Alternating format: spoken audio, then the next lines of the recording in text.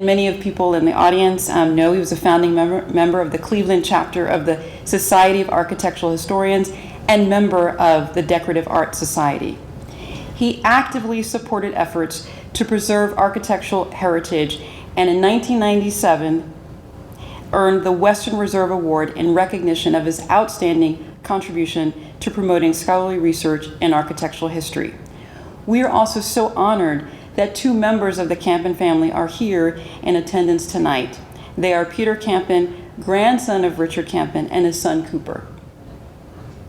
The Baker Nord Center, in conjunction with our many community partners, direct and organize the Cleveland Humanities Festival that our event tonight is a part of.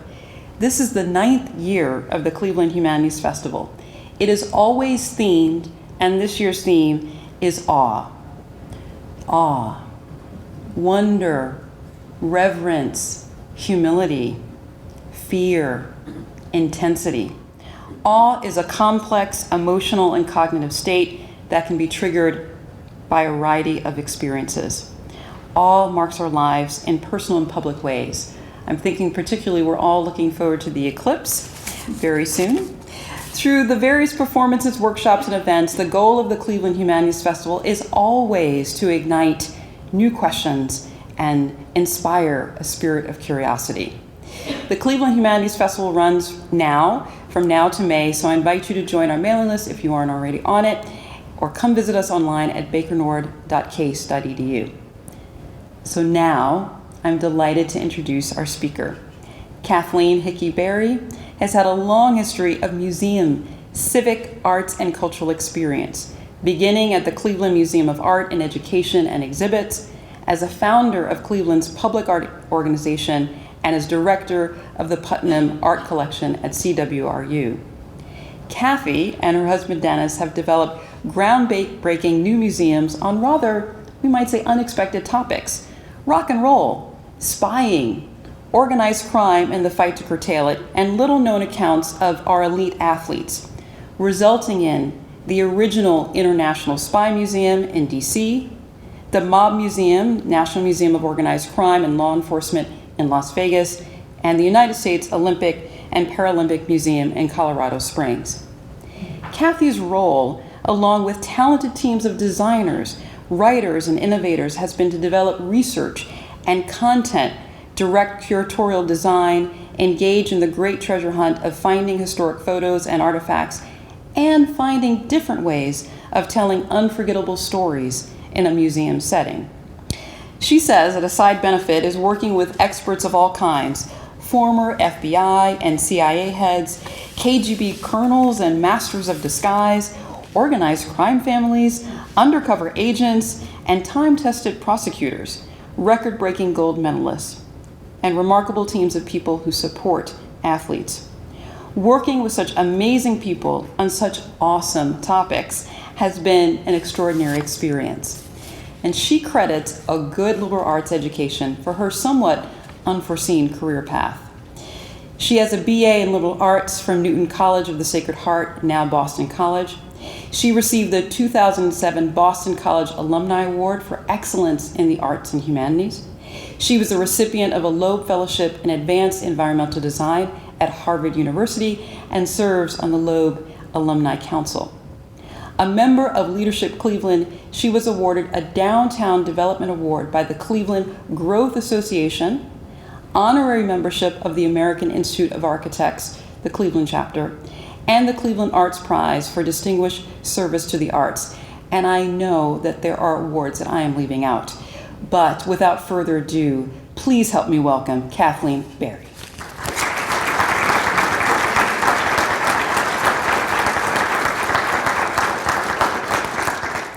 Well, it is awesome to be up here, and it is so nice to see so many friends and colleagues. I'm just thrilled to see you all. And I get a chance to talk about these projects that you've probably heard about in little bits and pieces. Get yourself comfortable because you'll hear more about them now. Museums are awesome places. Otherwise, we would not be here, right? We all have our favorite ones. When we think of the museum, we might think of the front of CMA. We might think of the Rock Hall. We might think of the Smithsonian or the Met or the Broad in LA, these museums that look so different one from another. But I'm going to talk about two that are deep favorites of mine. One was the first museum that I got to do, and the second one is the last big one, sort of the grand finale, and what a way to end that part of my career. They are both so different from the outside, as you'll see. Architecture forms the building, but everything else we put inside, and that's from teams of people. And I would be corny and say there is no I in museum, especially in developing a museum. This was all done with like cohorts and rows of people and unexpected people and Clevelanders, too many to name. So I'm going to start with, does this work? Cleveland. It all started with my husband, Dennis, and his role in developing the Rock and Roll Hall of Fame.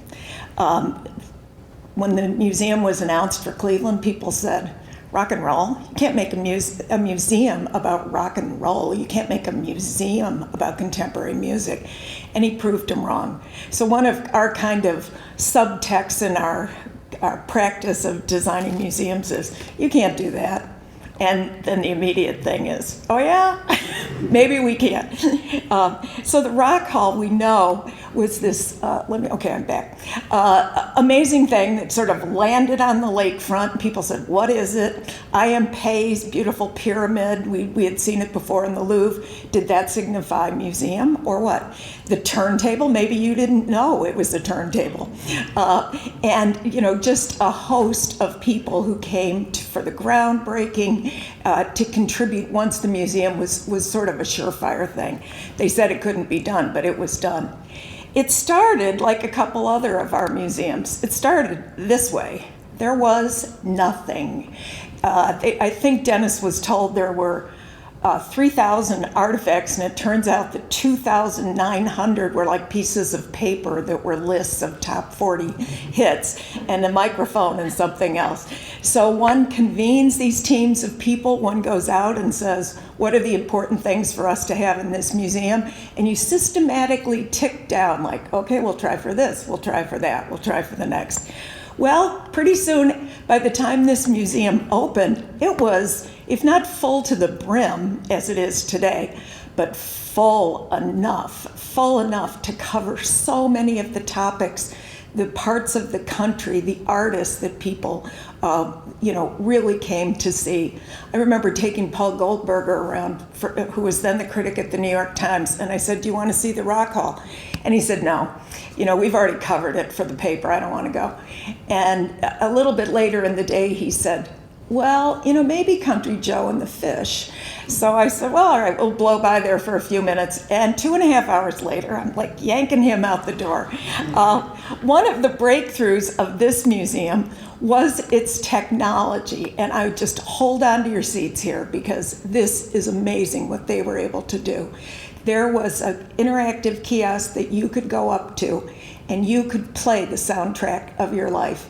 500 songs.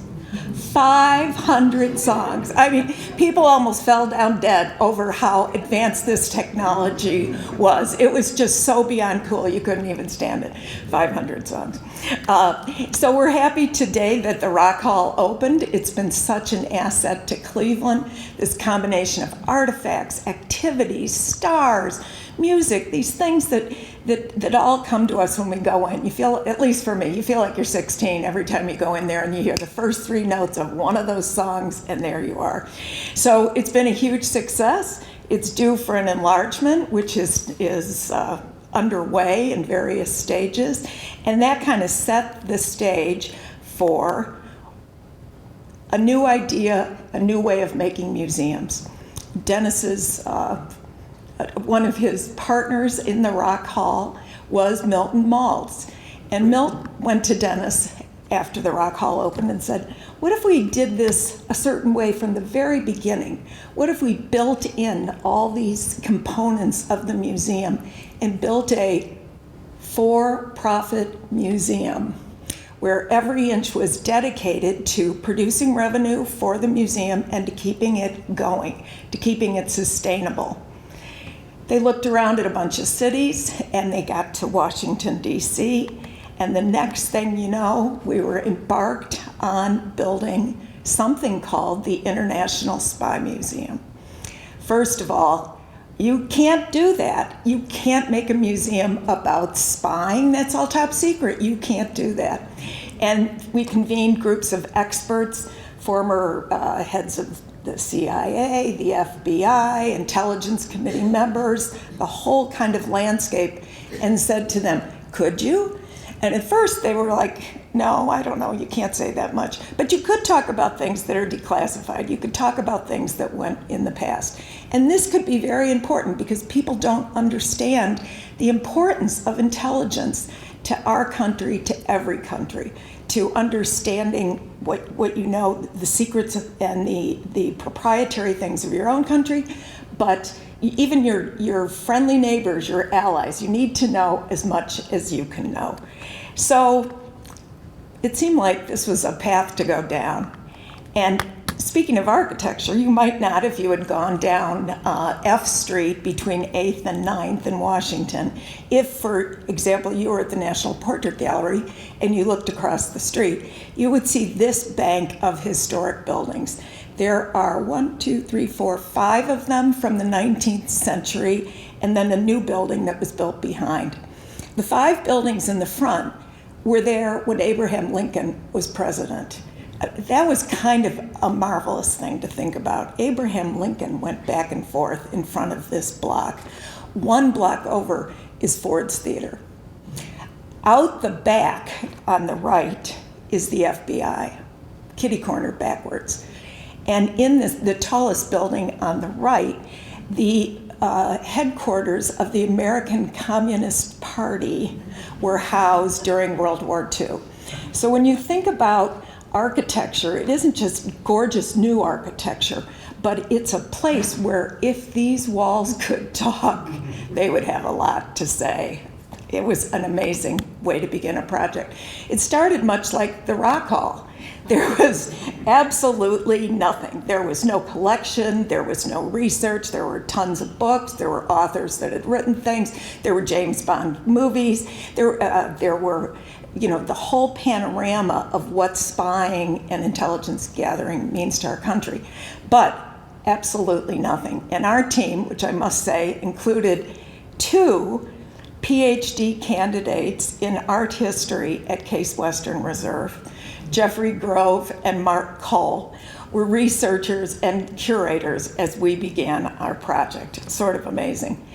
Because we didn't have anything, we started designing these very immersive interiors, thinking, there's something about going to a museum that's different than writing a book or watching a show. When you move through a space, even if you're not conscious of it, you're thinking about everything and the feel of the room and the color and what's on your foot, the lighting, the way it all comes in. So in the modern part, we began our journey with the question that underlies the whole trip. Have you ever thought if you could do it, could you become a spy? Have you? Anyone? I don't think I'd be very good. And people take on a cover, they learn about changing in disguise. Every time I watch a spy show and somebody keeps the same stupid baseball hat on while they're running through the market trying to get away, you think, was there any training? Did you people get any training? So you learn some of these tricks of the trade, you learn how to remember things, and this first exhibit sets you up for what we call the School of Spies. A lot of the museum is immersive interiors that you can't actually go back in time to. So here we are roughly in Berlin. We're behind the Iron Curtain. We learn about the deceptions of how people got across the Berlin Wall, under the Berlin Wall, whatever they could do. And that kind of really put people in the mood as they move through. They feel like they're experiencing history. we had a high level of interactivity in this museum too. And this is a photo of everybody dressed up at the opening, but people gravitated to the interactives. And this one was kind of an early version of Google Earth, where you could actually see the camel's footprints in the desert of the Taliban moving across the Middle East. And that was an amazing thing, which now you can do on your phone. You can probably do it on your watch. So the kinds of things that we were able to offer have been upgraded again and again. We realized that people come to spying for a lot of different reasons, because of history, of current events, of popular culture. We had a lot of fun with spy movies and Get Smart or Not Smart, The Man Who Never Was, The Man Who Was, The Man Who Never Was, et cetera, et cetera. Deadly serious to us was how important it is to protect secrets and how documents that are really important to our government must be protected. And one of the artifacts that we wanted was that red bordered secret page. I got a secret page. I was so happy I couldn't even believe it. We learned about the president's daily briefing that comes in a beautiful kind of leather binder. And there, all the heads of intelligence put all this work into compiling what the picture is today so the president knows.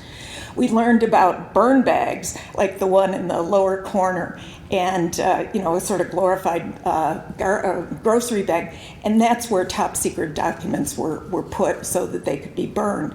I think it's so interesting to see this photo of President Obama and Vice President Biden at the time with the burn bag between them while they are watching the what do we want to call it? They're going after Osama bin Laden, and this is part of this. You've seen these photos that are so amazing, even in there at the burn bag.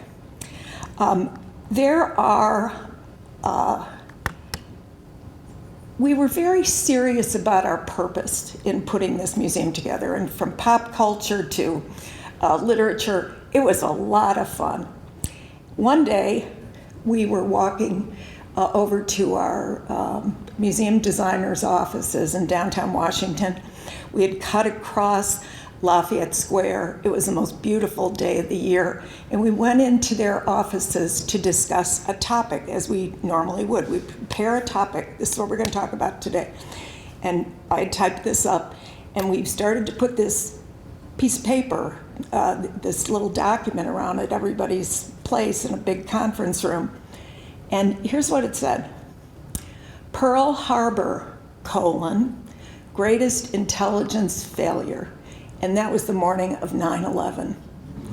And we're sitting at these tables just going, wow, wow. And in DC, it went like it did so many places, from the most beautiful day of the year to just, you couldn't even believe what was unfolding. And of course, we stayed in there all day. We were the oldest people in the room, so to speak.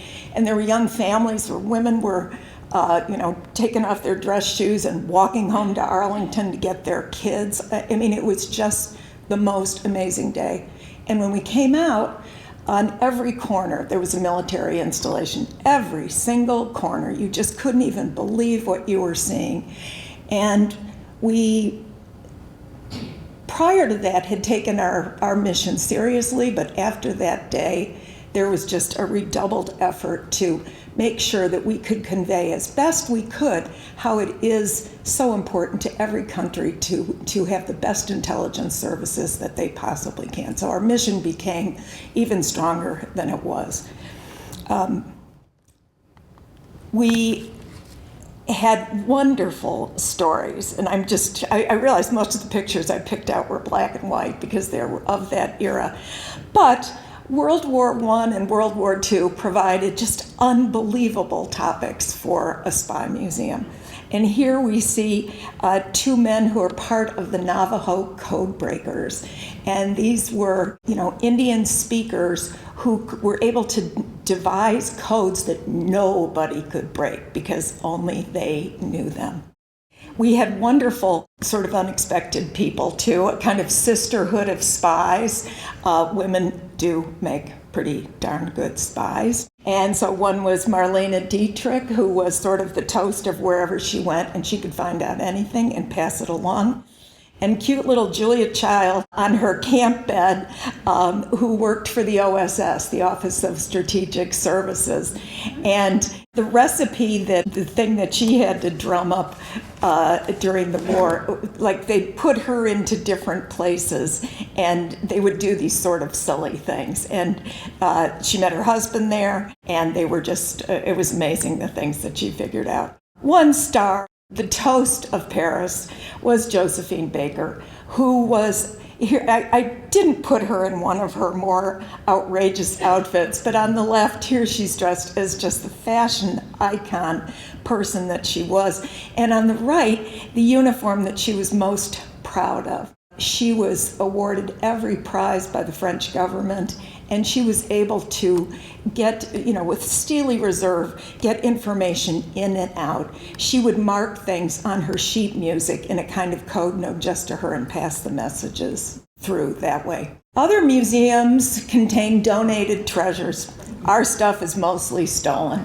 And by the way, most of the stuff in this museum didn't look like all that much either, because it was designed not to look like very much so that you could stash it somewhere. But we put together, right at the beginning, a list of, what are the top 10 things that we must have for the Spy Museum. One was the German Enigma machine, the ciphering machine.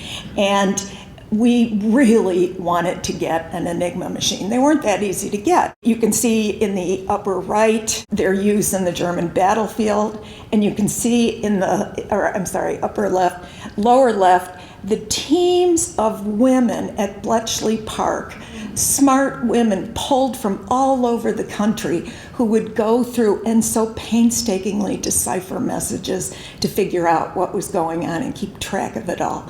So when we got the Enigma machine, we were thrilled, and then we found out that one of them had been stolen from Bletchley Park around the same time. So everybody freaked out. And then we said, oh, that might not be that bad. That might be a pretty good story. But it wasn't. Ours was safely in the States before then. What was the next thing that we wanted? Okay, we got a German Enigma machine.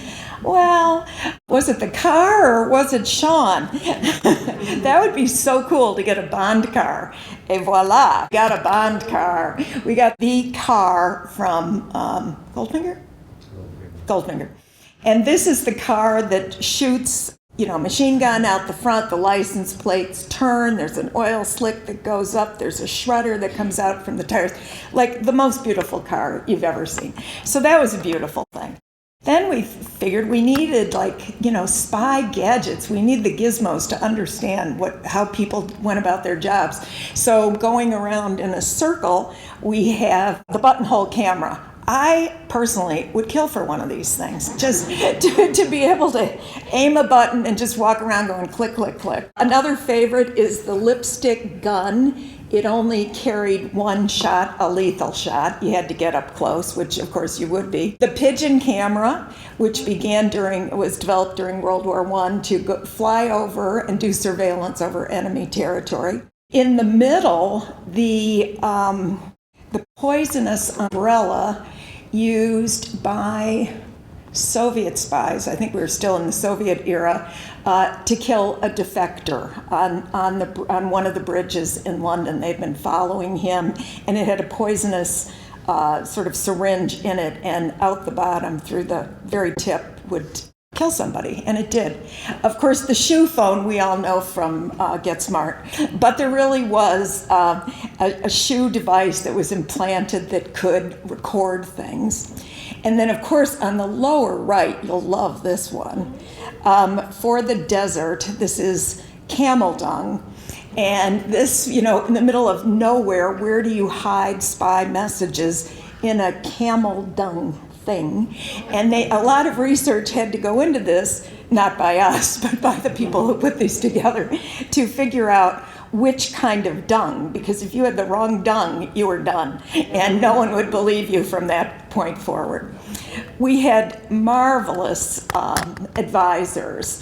The gentleman is Oleg Kalugin. He was a major general for the KGB, and he was disaffected. In fact, he was tried in absentia in Russia.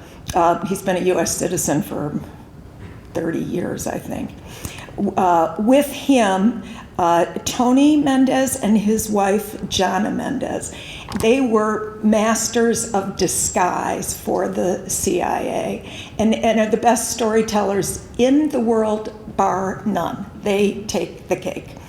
Their story was told by them, has been told by them in a number of books, but it was also told by Ben Affleck in his movie about the takeover of the embassy in Tehran. And Ben played Tony, which I think Tony was pretty happy about. The goal was to get the Canadian citizens out of Tehran. No, Beirut, where?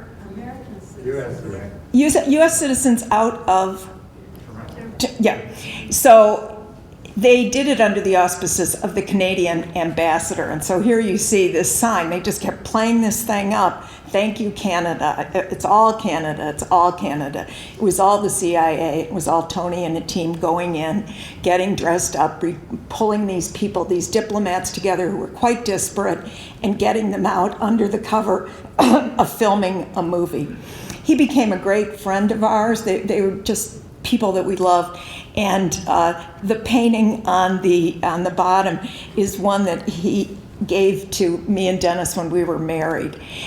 We so treasured that because he came to disguise and camouflage as an artist, and he remained an artist throughout. He could fake anything.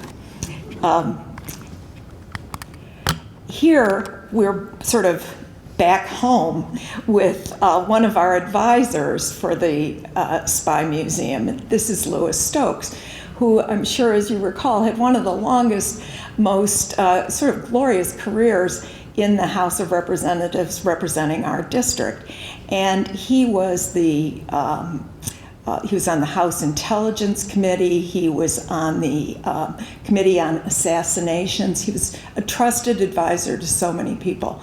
And in the upper left, you can see him sitting against the brick wall, speaking with Fidel Castro as he was part of the committee investigating the assassination of John F. Kennedy. Just a remarkable man, and to be in a meeting with him where some topic came up, in his very slow, low voice, he would just issue a couple of thoughts and move on to the next thing. He was such a trusted advisor.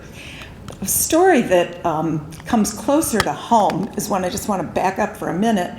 This is this is Queen Elizabeth with her trusted surveyor of paintings, a man named Anthony Blunt.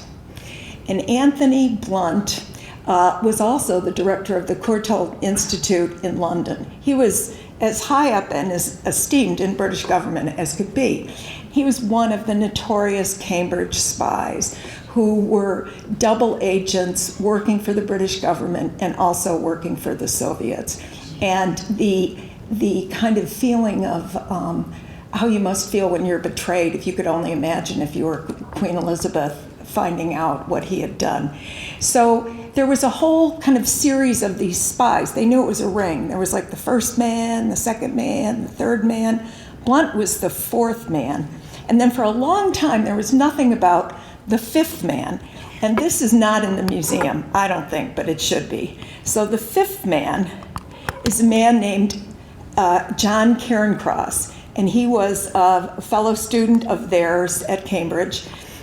He also was a professor here at Western Reserve University.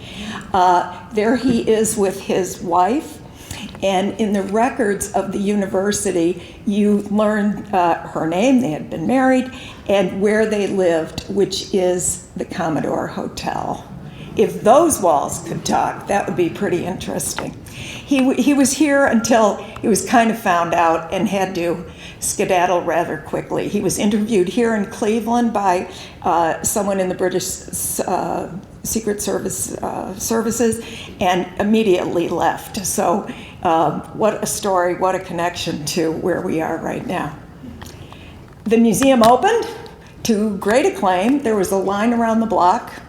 This was in July of 2002.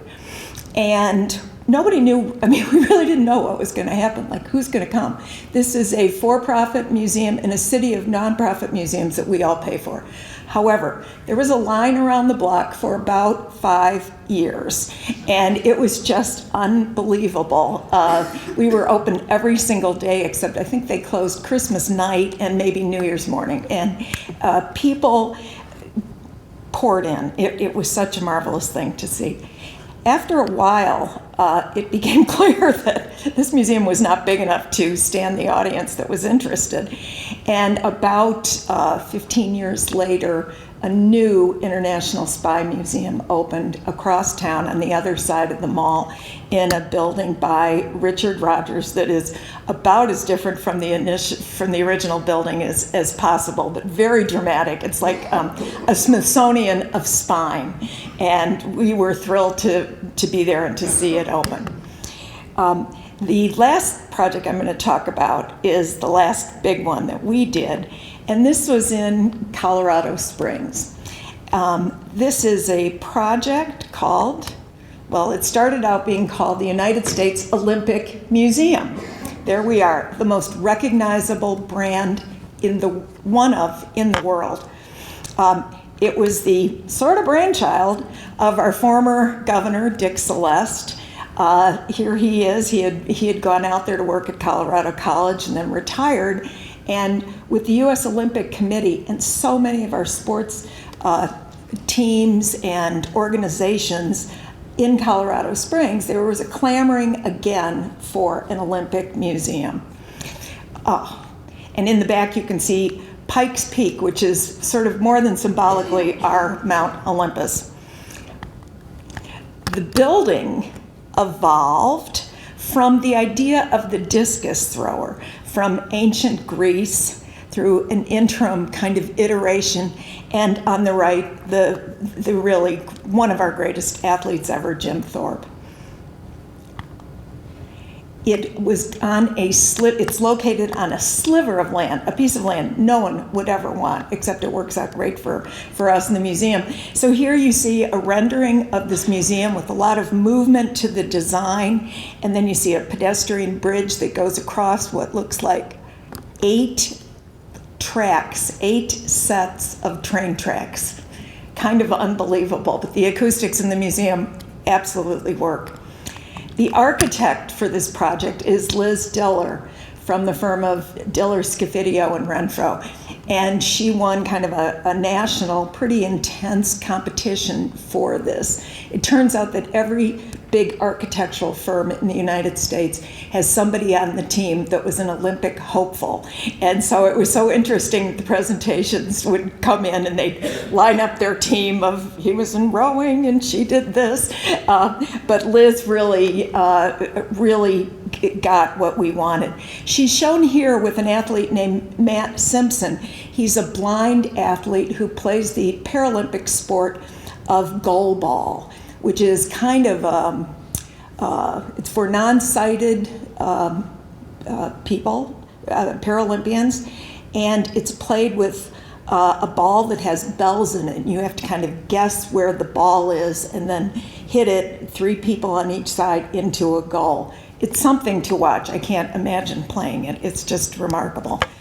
And that really, having Paralympians in the room as we began the process led to something that I don't think we would have foreseen at the beginning, but it was that we would cover the Paralympic movement in the United States as well as the Olympic movement. And we did it in so many ways. So when you walk into the museum, there's an enormous LED screen that just blast huge photos of our athletes, of Paralympic and Olympic athletes. You're then taken to get a credential because it's the Olympics. You got to have a credential. You got to have a credential to get anywhere. And these credentials were just marvelous because you'd go up and you'd register at a kiosk and you'd put in what all your interests were, what sports you were interested in. You could pick an Olympic sport or a Paralympic sport and then keep track of your progress as you go through the museum. So you can sort of see how you measure up. We, from the very first moment, had Paralympians on our team of advisors, and then we ended up hiring quite a number of Paralympic athletes or Paralympics hopeful athletes in training. And here you can see one of our Paralympic athletes giving the orientation to visitors coming in. The museum opened in July of 2020. Let that sink in for a minute.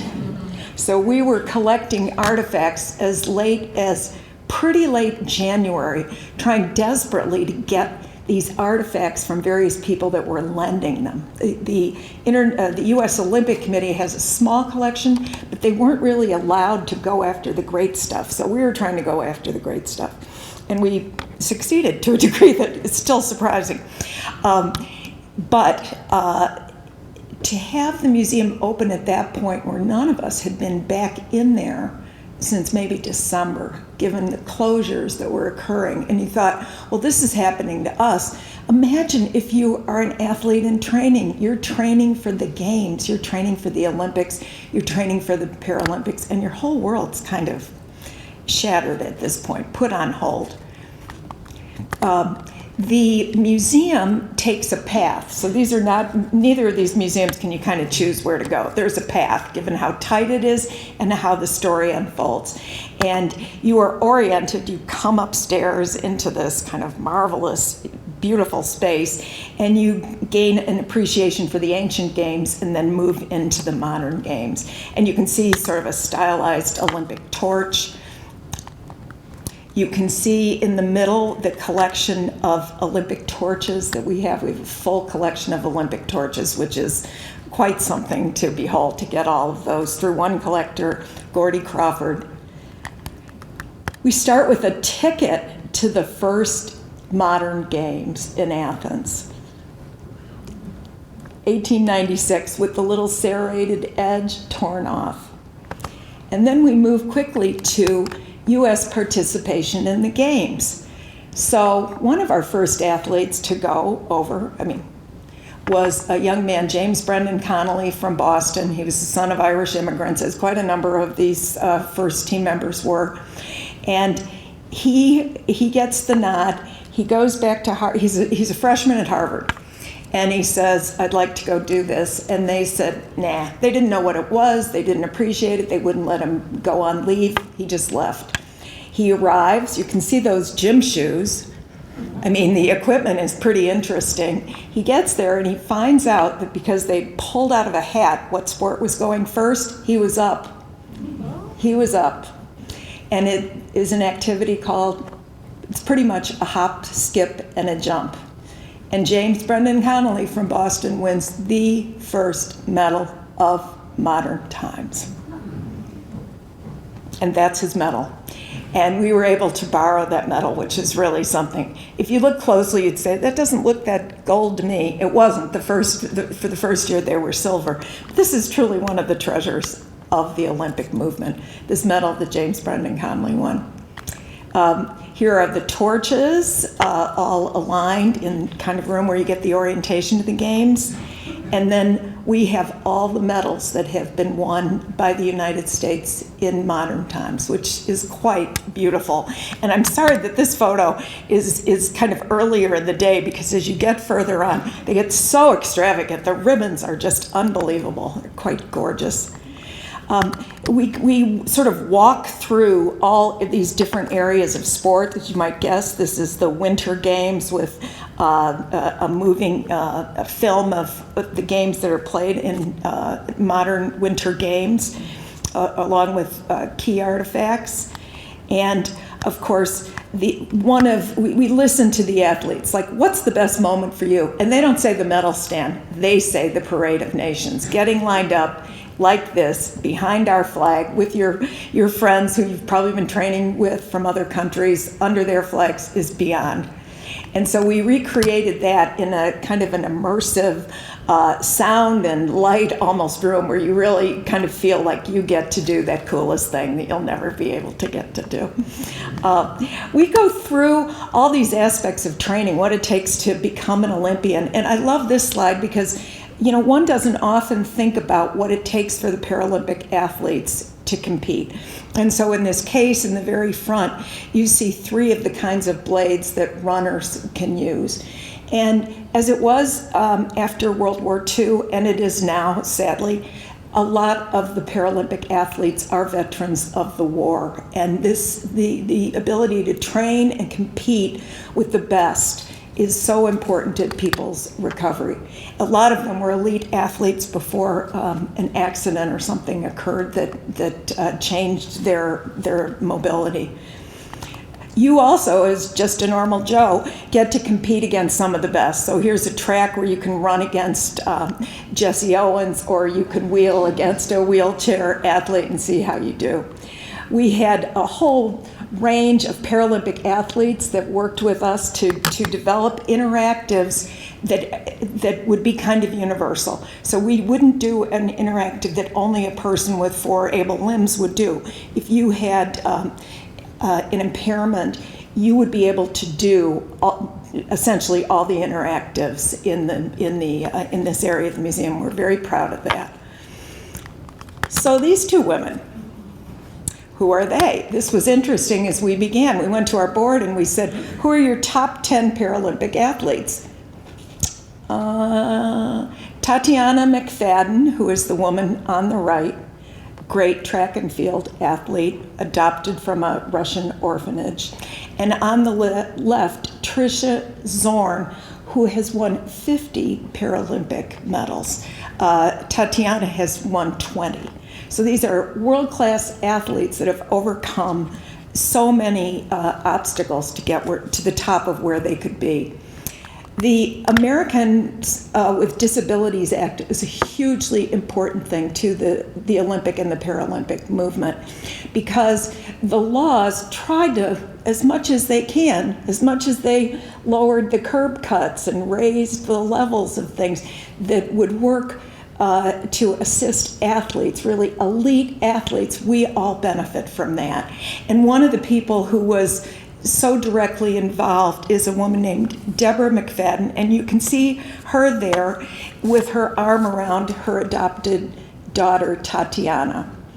And she, along with George Bush, got the ADA Act passed, which, you know, all we have to do is walk around this building or any building and see what a difference that's made to so many people.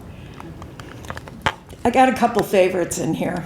One is the man under the S of Illinois. His name is Jack Whitman. He was the first U.S. Paralympic athlete, and he competed in the bow and arrow. He was an elite athlete, you know, as one could be in college. He was training, he fell, and he injured his spine. And so from that point on, he was confined to a wheelchair. Here they are, here he is with his fellow teammates from the U of I, Champaign-Urbana, which is one of the rehab centers for these kinds of injuries in the world, in the United States and in the world. And so many of our Paralympic athletes still have come from the U of I, Champaign-Urbana, or Urbana-Champaign as they call it now. Jack got to go to the Olympics in Rome, 1960, and here he is by the carved sign, and he won. He was our first official Paralympic gold medalist. Went on to other games as well. Closer to home, we wanted to find out who were the first summer Paralympians, male and female, and winter. And after a lot of digging, we found Cindy Castellano. Called her up. It took forever to find her. These are none of this Paralympic information is in one place. It's like in 7 different places. So we called her up and said, hi, here's who we are. And she goes, oh, yeah, that's right, I did. And she said, wait, where are you calling from? And I see a 216 on your phone. I said, we're calling from Cleveland. And she goes, oh, that's so funny, I'm from Cleveland. So here she is, a downhill skier. She lost a hand in an accident. She skied with one hand, and she was our first female gold winter Paralympian, and just has become a spokesperson for the museum. She was found. We found her, and what a delight that's been. Another Cleveland story is 2 young men.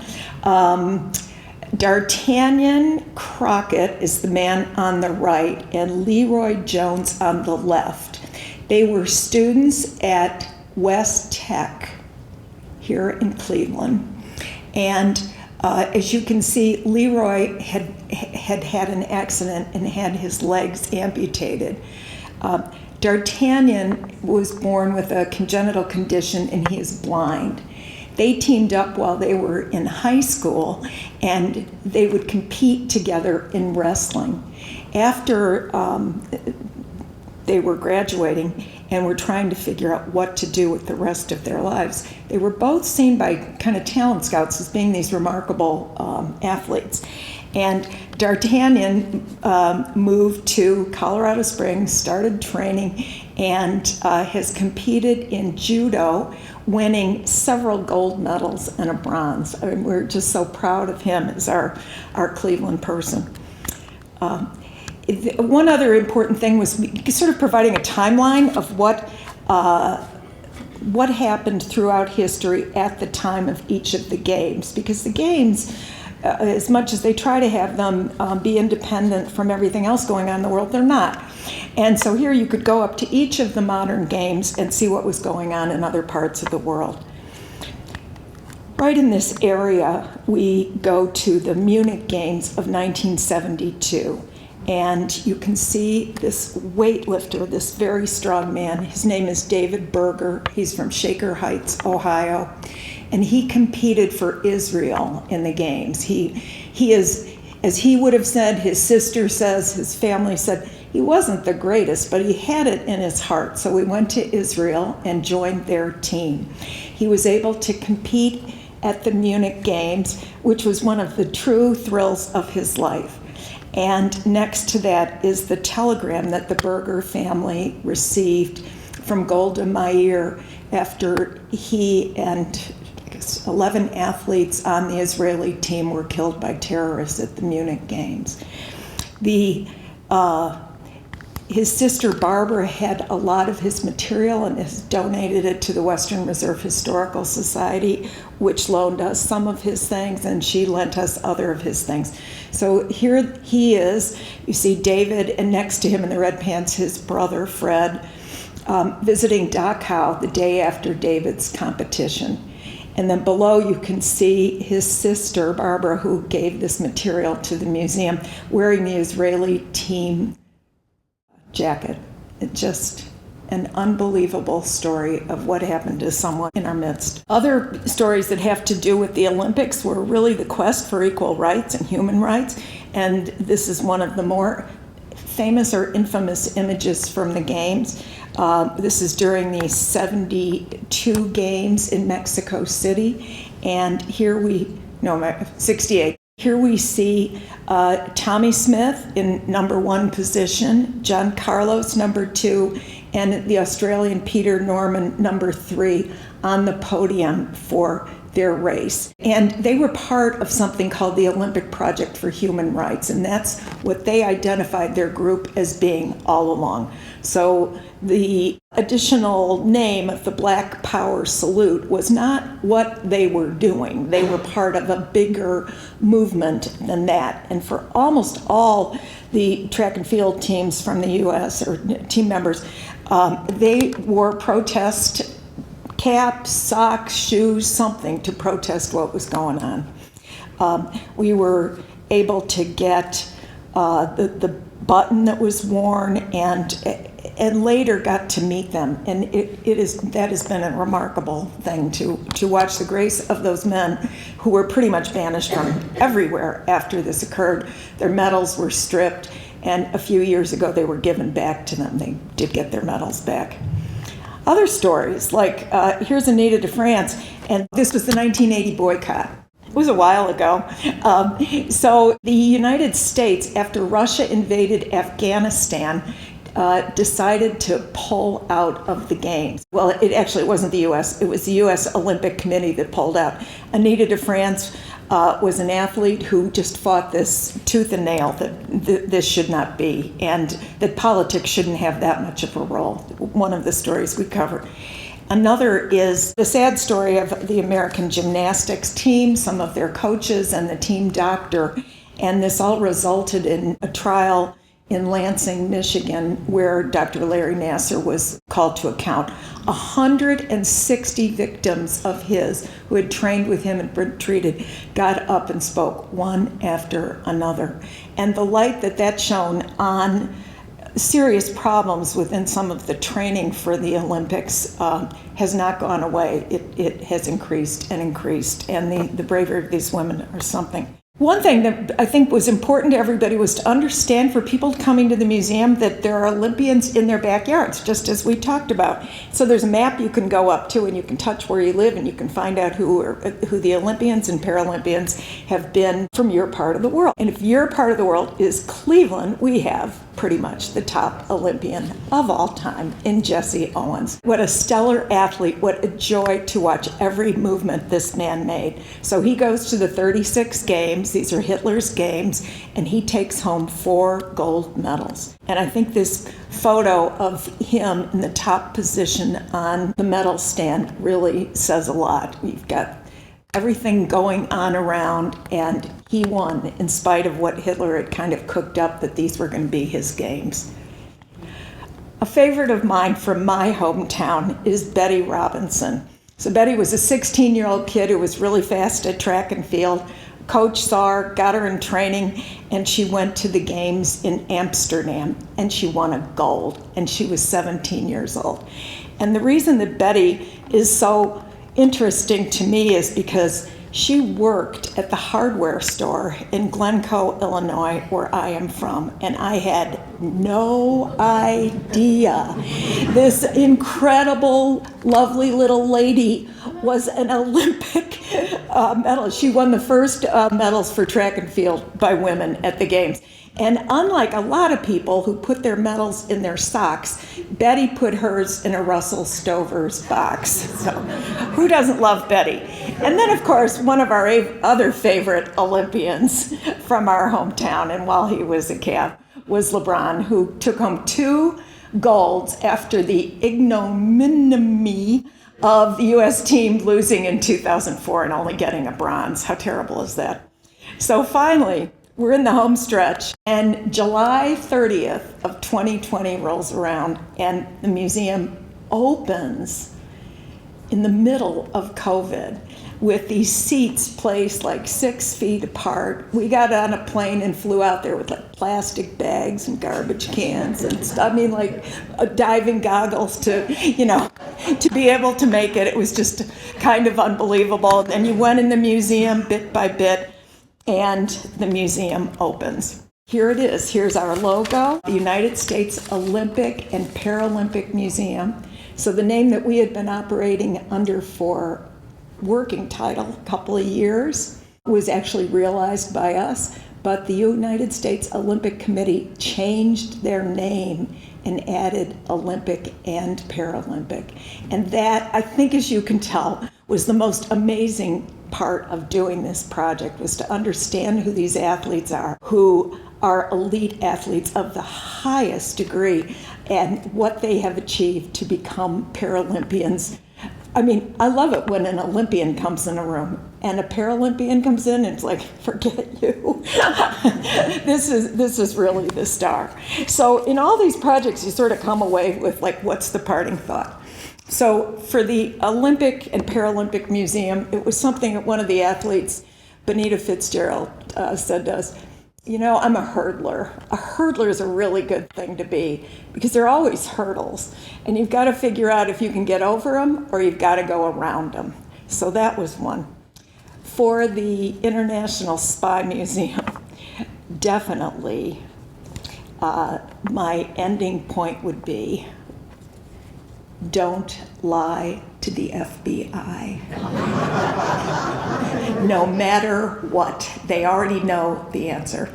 So that's a little romp through the awesome world of museums and the absolute great fun and honor that we've had being able to tell these stories about people from all over the world, fragile, human, valiant, not backing down. There's something to learn from all these museums. So thank you very much.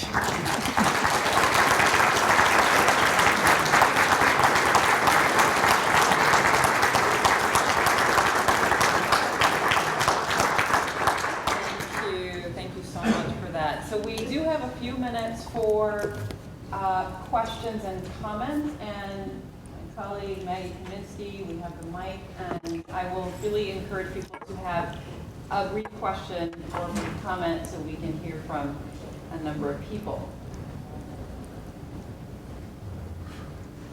We are in awe of you, so we're just digesting everything that you said. Believe me, no question's too stupid. When to go through one of these projects, you're like, is that a dumb question? No, no, it's not.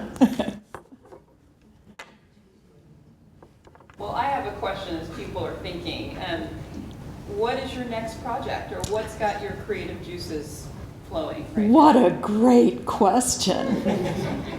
It's being the director of the Putnam collection at Case Western Reserve. It truly is. And I was doing it overlapping with some of this work for a number of years. And I love my colleagues, many of whom are in the room. Thank you, colleagues. I won't forget it. But being able to bring art to the campus in collaboration with different departments and different ideas, especially the integrated science and engineering building and the new residence halls, is so much fun. What an asset we have here in Cleveland. And I'm very proud to be connected to all of that. So I think we hung up our boots on that one, Dennis, probably, on the Olympic Museum. Yeah, that's it. Which isn't to say if a certain thing came along, wouldn't do it. But we did it, I did it for 20 years, from 2000 to 2020. Dennis for longer than that, doing the Rock Hall and art museums before that.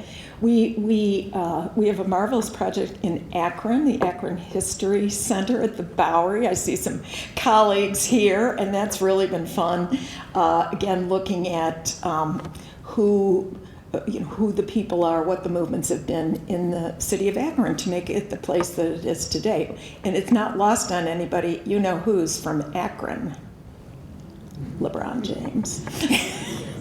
Yeah, we'll do anything with LeBron. Yes.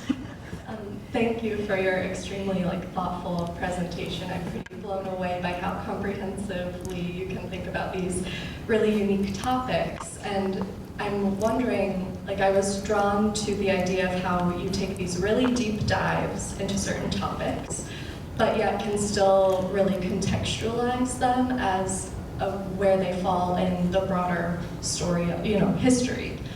So in that vein, I'm kind of wondering if you partner with schools or educational institutions on this kind of experiential deep dive into a topic as a way to teach history. Well, I think we all have a love of history, and what's not to like about spying? I mean, that was Dennis went over to he said, I have to talk to you about this project. And we were not married, so it wasn't like we had a communication problem. So, well, tell me what this project's about. So he faxed it over to my office, and I'm pulling out this thing that's at the International Spy Museum, and I went, oh my goodness, this is like, you had me at international. And I mean, just like, what a topic to teach anybody about anything, almost. You know, you could get into almost anything with that. So that was a really fast track. We relied on advisors on that project. I mean, we did it essentially in a year and a half. It was almost 2 years, but incredible to pull that together. And there you had to deal with, the head of the FBI and the CIA and these spies in the field. For the Olympic and Paralympic Museum, there was a whole effort in the community to work with schools to get people involved. Their visitor training is like the best I've ever seen. They are the most gracious, well-informed people that when you go to the museum, they can tell you anything. And often these aren't coming out of a place that had a collection or had a building or had an anything. So you're kind of brought in like, boom, remember that garage? There's nothing there, and you're supposed to open in 2 years. So like, okay. But after it opens, all these museums have had really good outreach and education programs and get students involved. And it's a joy for us to go back to the U.S. Olympic and Paralympic Museum, because you can't believe what these young people who are the docents, so to speak, whether they're athletes or not, know about the museum. And we just love that. And I know that makes a big impact on what changing exhibits they're doing and how they present things. So that's always fun. I'm interested in censorship. I know that your husband had to deal with stuff like that. Many years, or several years ago anyway. The question is, does that still come up?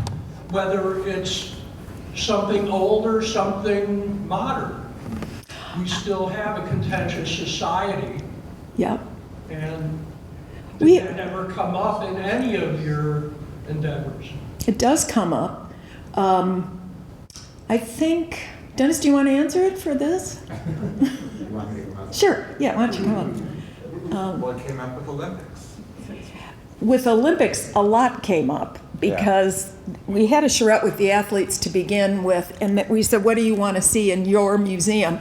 And they said, we don't want to see a whitewash by the USOC. So the USOC is not greatly beloved by some athletes, and they said, go ahead and tell these stories. And we had a little yin and yang on a couple of things, like, you can't say that, we don't want you to cover it. And we're like, is there a good reason? And there never was. There never was. There never was. So we went ahead and kind of plowed through. And the USOC, USOPC now, had to approve every single word. So you can just imagine. And they also have a naming, this is an aside, but they have a naming device which is translated from the French of how you name each games, which I have completely blocked from my brain, so I can't tell you how they do it, but it's sort of like 2024 I mean, you would never write this down. You would never write it down. It just kills anything. So we were able to have strong leadership that would say, just go ahead and keep doing it, keep doing it. I think with Olympics was the whole doping issue, which the U.S. Olympic Committee did not want to deal with.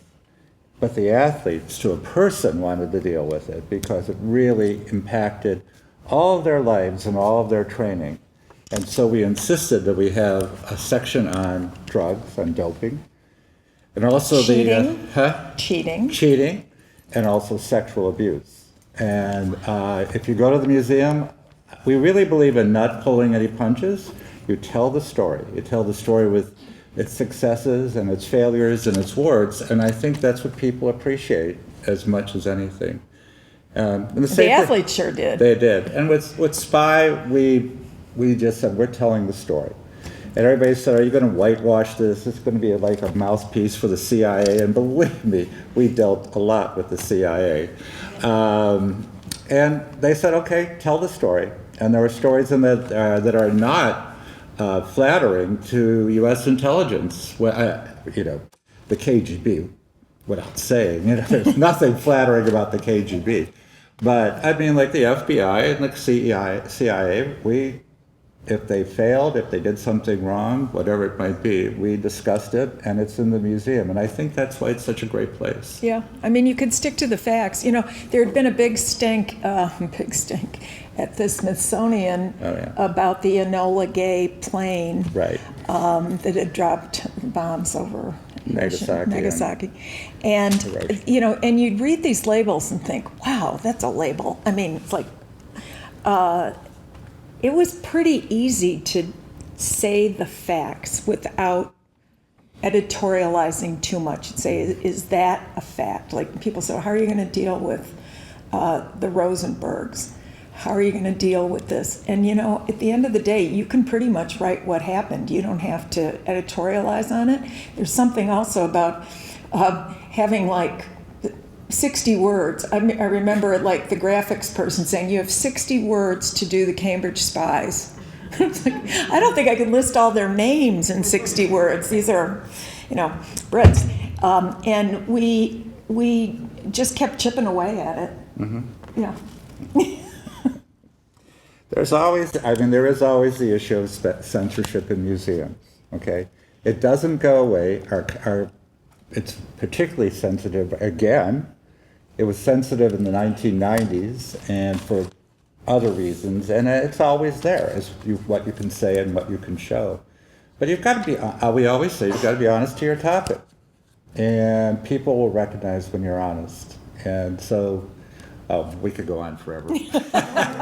We could talk about rock and roll and censorship, but that would take about 2 hours. Okay, thank you so much.